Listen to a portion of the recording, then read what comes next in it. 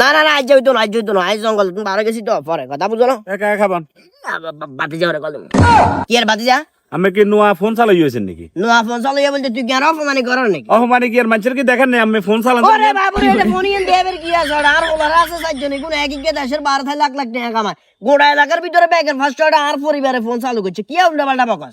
তো আপনি পরিবার চালু করছেন ইয়ান খালি বেললি আমেরে শুক্রবার ছাড়া নামাজেও দেখা যায় না। তখন কিছে ওদিকে মসজিদে যান রিংটনিকে লাগাইছেন, কি রিংটন লাগাইছেন? কি রিংটোন লাগাইছি?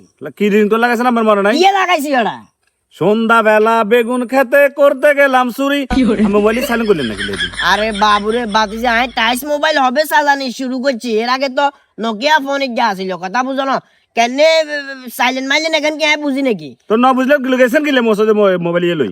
পকেটে লই গেছি গো, ভিডিও সাথে সাথে মসজিদের মধ্যে গেছি তো শাসিল না, আর পকেটে কল আছি, কোনকে কল দি দিছে ইয়ারে, আমি তো বুঝি আরে নো।